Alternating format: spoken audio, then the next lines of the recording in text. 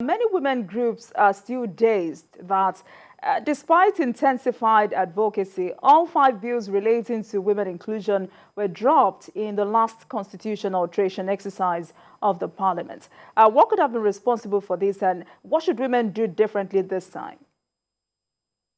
You see, in the course of the conference, we listened to so many conversations, we listened to so many opinions, and we now discovered that one of the problems is the approach. The approaches, are very, very wrong. And the approaches call for questions. When we share experiences from people from Kenya, from Uganda, from South Africa, we discover, for instance, that rather than talk, rather than going on the streets, rather than just, bringing in women to the hall, shouting, we can adopt some bit of diplomacy, in courting the fellowship of men. We need men. Women should not just talk about equality. We should emphasize equity. We should emphasize fair sharing. We should emphasize justice. We should emphasize, inclusion, not parity, not equilibrium. I think the approach, by talking about, we have a lot of, variables that inform why this thing is not going the way it should go. The issue of our culture is there. The issue of our religion is there. The issue of our economic is there. A lot of factors.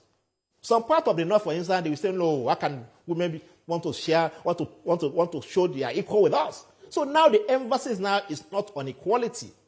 And that is one of the message. It's on equity.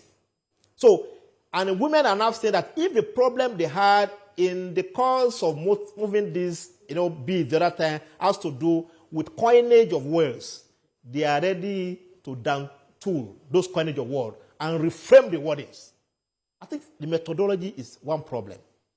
Secondly, in terms of the methodology too, you cannot talk about you want to be part of governance. At a level of party politics, you are not there. That women this time around should be more involved in party politics. When you go to various political parties, you could hardly see women participating in the administration of political party. They wait till when the government is now being formed. That is not done anywhere.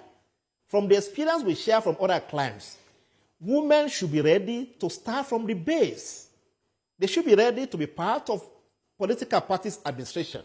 They should be more involved. If a party is boasting, of maybe 2,000 executives nationwide, we should see at least 800 women involved, so that at the level of constitutions, of executive, of administrators of the party, you can see women as treasurer, you can see women as organizing secretary, you can see them as vice chairman, so that at least they are not just occupying that of director of women affairs.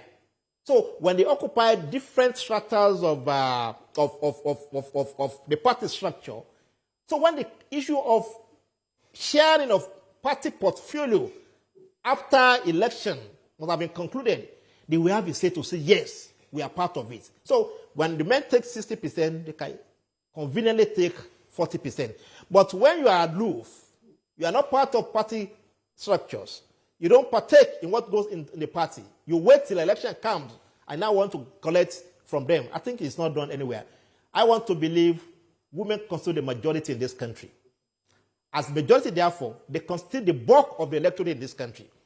If that is the case, therefore, when it comes to competing and asking for a fair shares in the deals, I think they stand a chance to get what they want. But we have to really look, they have to revisit the methodology. They have to look at their style and perhaps, see how they can tinker with the methodology they used to use before and abide with what obtains in other climes.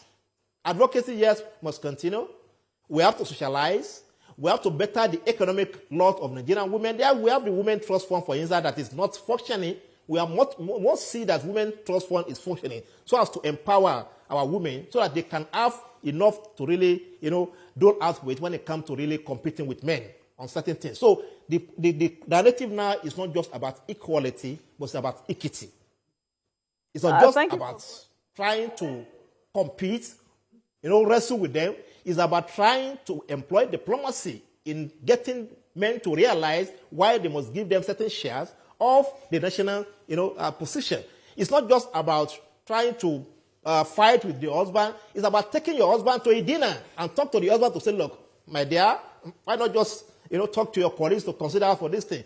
Our women in Nigeria, they must be ready to take us to dinners.